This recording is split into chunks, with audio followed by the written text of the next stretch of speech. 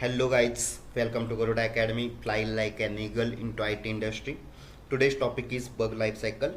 In today's session, we are going to see what is bug, what is error, what is defect, and the bug life cycle. Its different statuses or different phases of bug life cycle. We are going to see into this session. Okay, let's start. First, we will see the error, defect, and bug, the definition and difference between this. First, error. Basically, error means a mistake in code.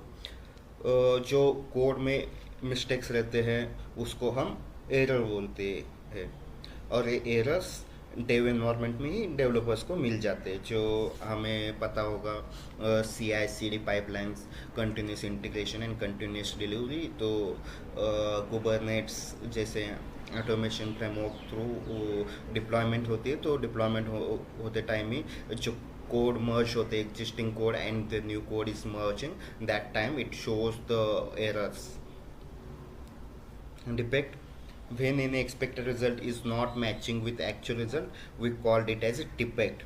तो basically जो हम expected result लेते हो requirement document से लेते हैं, और जो टेस्ट एग्जीक्यूशन करने के बाद जो हमें रिजल्ट मिलता है उसको हम एक्चुअल रिजल्ट बोलते हैं। और जब expected result and actual result are not same, then we called it as a defect. We got a defect and we log that defect using defect tracking tools. Bug, and जब ये defect हम lock करते हैं तो developer जब उसे accept करता है तो हम उसे बग कहते हैं। When developer accept that defect we called it as bug. जब तक वो एक्सेप्ट नहीं करेगा वो डिफेक्ट ही रहेगा, जब एक्सेप्ट करेगा तो वो बग हो जाएगा। Okay, bug life cycle. The journey of a bug from log to till close is called as a bug life cycle, and the time took for this cycle is called as a bug age. The formula for to calculate the bug age is bug found time minus bug close time. तो basically bug life cycle क्या होता है, जब हम कोई issue मिलता है तो हम वो इशू लॉक करते हैं तो उसका बाय डिफ़ॉल्ट स्टेटस शो रहता है, वो न्यू रहता है। जैसे वो बग लॉक किया उसके बाद डेवलपर उसके ऊपर एक्शन लेता है, एक्सेप्ट रिजेक्ट जो भी होगा, एक्सेप्ट करने के बाद उसको बग बोलते हैं, वो एक्सेप्ट करेगा, वो उसके बाद वो स्टेटस चेंज करेगा, उसके ऊपर काम करेगा, रिक्वायर्ड कोड चेंज करेगा, फिर यूनिट टेस्टिंग करेगा, उसके बाद वो स्टेटस चेंज करेगा, रिजॉल्व करेगा, उसके बाद वो फिर टेस्टर के पास आएगा, फिर टेस्टर उसको रीटेस्टिंग करेगा, रीटेस्टिंग करके वो देखेगा कि बग डिफेक्ट फिक्स हुआ है या नहीं। अगर वो फिक्स हो गया होगा तो वो स्टेटस चेंज करके क्लोज करेगा, नहीं तो वो फिर से रीओपन करेगा, फिर से डेवलपर उस पर काम करेगा, रिक्वायर्ड कोड चेंज करेगा, वो फिर से डिप्लॉय करेगा, और फिर से टेस्टर जो रहेगा वो टेस्टिंग करके फिर क्लोज करेगा। तो ये जो जर्नी रहती है तो उसको हम बग लाइफ साइकिल कहते हैं।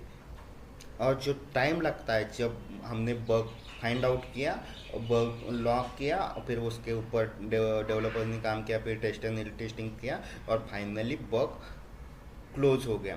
तो ये जो इसके लिए जो टाइम लगता है उसको हम बग एज कहते हैं। Okay, this is the overview और tree diagram of a bug life cycle. तो न्यू है, assigned, open, fixed, pending, retest, verified, close, reopened, duplicate, rejected, deferred, not a bug. तो जब हम IT इंडस्ट्रीज में जाते हैं तो जो स्ट्रैटेजी रहती है, जो वर्किंग कल्चर रहता है, जो टर्म्स रहते हैं, वो अलग अलग यूज़ होते हैं, अलग अलग ऑर्गेनाइजेशन में अलग अलग रहेगा। तो न्यू तो वो सब में बाय डिफ़ॉल्ट न्यू रहेगा। किसी भी ऑर्गेनाइजेशन में आप जाओगे तो जो बग का फर्स्ट स्टेटस है वो न्यू ही रहेगा, उसके बाद जो स्टेटस रहेगा, यहाँ पे अभी असाइंड है तो वहाँ पे आपको नहीं मिलेगा, असाइंड नहीं मिलेगा, न्यू होगा, उसके बाद इन प्रोग्रेस होगा, रिजॉल्व होगा, फिक्स्ड होगा, रीओपन होगा, क्लोज होगा, फिर रिजेक्टेड आएगा, रीओपन आएगा, डेफर्ड आएगा। तो एक ऑर्गेनाइजेशन टू ऑर्गेनाइजेशन चेंज होते रहेंगे। कुछ ऑर्गेनाइजेशन में ज़्यादा होंगे स्टेटसेस, कुछ ऑर्गेनाइजेशन में कम होंगे, या ऑर्गेनाइजेशन टू ऑर्गेनाइजेशन चेंज रहते हैं। ओके, तो bug statuses we see there are different bug statuses. New, When we log defect into defect tracking tool, its by default status will be new. जब भी हमें कोई डिफेक्ट मिलता है और फर्स्ट टाइम हम वो डिफेक्ट लॉग करते हैं तो उसका बाय डिफॉल्ट स्टेटस जो आता है वो न्यू आता है. अगर हमें वो चेंज करना होगा तो हमें वो मैन्युअली चेंज करना पड़ता है. Okay. In progress. When developer accepts the defect and start working on it, he change the status from new to in progress. Then he do a required code change to fix the issue. जब हम tester कोई defect log करता है उसके बाद जब developer वो defect accept करता है तो एक्सेप्ट करने के बाद वो उसका स्टेटस चेंज करता है न्यू से इन प्रोग्रेस. और न्यू से इन प्रोग्रेस करने के बाद डेवलपर उस पर काम करना स्टार्ट करता है. वो जो रिक्वायर्ड कोड चेंज है वो कोड चेंज करता है to fix that defect. Okay. Then next status है रिजॉल्व और fixed. Resolve a organisation change होगा. किसी ऑर्गेनाइजेशन में रिजॉल्व आएगा, किसी ऑर्गेनाइजेशन में फिक्स्ड आएगा, या ऑर्गेनाइजेशन टू ऑर्गेनाइजेशन चेंज होते रहेंगे कंसेप्ट, पर जो मीनिंग है वो सेम ही रहेगा. टर्म्स सिर्फ चेंज होते रहेंगे. रिजॉल्व होगा, फिक्स्ड होगा. Once the defect is fixed due to code change and also unit testing is completed from dev, then it change status from in progress to resolved. तो basically क्या रहता है, in progress हुआ, उसके बाद developer ने उस पर ऊपर काम करना स्टार्ट किया, रिक्वायर्ड कोड चेंज किया. रिक्वायर्ड कोड चेंज करने के बाद डेवलपर क्या करता है, यूनिट टेस्टिंग करता है डेव एंड से. तो यूनिट टेस्टिंग करके देखता है कि इशू क्लोज हुआ है या रिओकरिंग हो रहा है. वो कंफर्म करने के बाद इफ इशू फिक्स हो गया होगा तो वो स्टेटस चेंज करके रिजॉल्व कर देता है.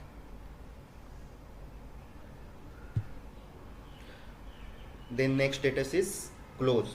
Once the defect status change to resolve, tester will perform retesting, and if the issue is fixed, then it change status from resolve to close. तो अभी क्या होता है डेवलपर ने इशू फिक्स कर दिया, उसका स्टेटस चेंज कर दिया रिजॉल्व. तो रिजॉल्व करने के बाद वो tester comes into the picture. Tester क्या करता है, रीटेस्टिंग परफॉर्म करता है और देखता है कि इशू फिक्स हो गया है या नहीं. तो अगर इशू फिक्स हो गया होगा तो वो स्टेटस चेंज करता है रिजॉल्व टू क्लोज. तो अपना जो इशू मिला था वो फिक्स होके रीटेस्टिंग होके वो क्लोज हो गया. अगर इशू रीऑकरिंग हो रहा है और इशू स्टिल परसिस्ट है तो टेस्टर चेंज करता है reopen. If issue is reoccurring or still persist, then tester change the status resolve to reopen. Then again developer do required code change and then again change the status reopen to resolve. Then again tester performs retesting and change the status close. तो tester ने testing किया, issue still persist है तो developer ने फिर से उसको reopen कर दिया, स्टेटस चेंज कर दिया रिजॉल्व का रीओपन. तो उस पर डेवलपर फिर से काम करता है, फिर से रिक्वायर्ड कोड चेंज करता है, फिर से यूनिट टेस्टिंग करता है और फिक्स होने के बाद फिर से वो स्टेटस चेंज करता है reopen to resolve. Then again जो टेस्टर रहता है वो रीटेस्टिंग परफॉर्म करता है और रीटेस्टिंग करने के बाद वो फिक्स हो गया होगा तो उसका स्टेटस चेंज करके क्लोज करता है. अगर वो फिर से रीऑकरिंग हो रहा है और इशू जैसा था वैसा ही है तो फिर से वो जो प्रोसेस हो लूप में घूमता रहेगा जब तक वो फिक्स क्लोज नहीं होगा. Next status is rejected. If the defect is duplicate or defect is due to network or hardware issue, in such cases developer change the status rejected. तो जो हम डिफेक्ट लॉक करते हैं, अगर वही सेम डिफेक्ट किसी और टेस्टर ने लॉक किया होगा तो इस केस में डेवलपर क्या करता है, उसका स्टेटस न्यू का स्टेटस चेंज करके रिजेक्टेड करता है और कमेंट में डालता है डुप्लीकेट इशू. और अगर जो डिफेक्ट मिला है वो ड्यू टू नेटवर्क और हार्डवेयर कनेक्टिविटी इशू के वजह से आया होगा तो उस केस में भी डेवलपर क्या करता है, इशू रिजेक्ट करता है और कमेंट में डालता है नेटवर्क इशू और hardware issue. Next status or last status is deferred. If developer accepts the defect as a genuine defect but he don't have a time to fix that defect in current sprint, then after discussion with manager and client, if client is agreed to deploy the new requirement with known defect, then the developer change the status deferred. तो deferred में क्या रहता है, अगर tester ने defect lock कर दिया, developer ने भी वो एक्सेप्ट कर लिया कि ये इशू है, बट उसके पास टाइम नहीं है कि वो करंट स्प्रिंट में उसको फिक्स कर सके, तो इस केस में क्या रहता है, वो मैनेजर के साथ डिस्कशन करता है, मैनेजर के साथ क्लाइंट के साथ डिस्कशन करता है। अगर क्लाइंट मान जाता है कि वो जो रिक्वायरमेंट है वो उस डिपेक्ट के साथ डिप्लॉय कर देंगे प्रोडक्शन पे, तो वो मान जाता है, एग्री हो जाता है, तो उस केस में क्या करते हैं, डेफर्ड करके वो उस डिपेक्ट के साथ ही प्रोडक्शन पे डिप्लॉय कर देते हैं, और उसके बाद वो इशू फिक्स कर, नेक्स्ट स्प्रिंट में क्या करते हैं, वो इशू को फिक्स कर देते हैं। ओके, अगर क्लाइंट माना नहीं कि वो डिपेक्ट के साथ प्रोडक्शन पे रिलीज कर दिया, और अगर सपोज वो रिक्वायरमेंट वेरी इंपॉर्टेंट होगा, उसकी वजह से बिजनेस पे बड़ा इम्पैक्ट हो सकता है, तो उस केस में क्या होता है, तो सच केसेस में क्या होता है, अगर क्लाइंट माने नहीं तो क्या रहता है, वो रिक्वायरमेंट ड्रॉप करते हैं करंट स्प्रिंट से, और वो रिक्वायरमेंट नेक्स्ट स्प्रिंट में मूव कर देते हैं। और अगर suppose that requirement is very important and that is the main requirement we are going to deploy into the current sprint, तो इस केस में क्या रहता है, अगर वही मेन रिक्वायरमेंट है और वही हमें डिप्लॉय करना था करंट स्प्रिंट में, तो इस केस में क्या करते हैं, स्प्रिंट एक्सटेंड करते हैं और उस डिपेक्ट पे काम करके उसको फिक्स करके फिर डिप्लॉय करते हैं। It's all about defect life cycle. I hope you like the information about defect life cycle, and also the bug life cycle was clear. If you like the information, please like, share and subscribe. Thank you.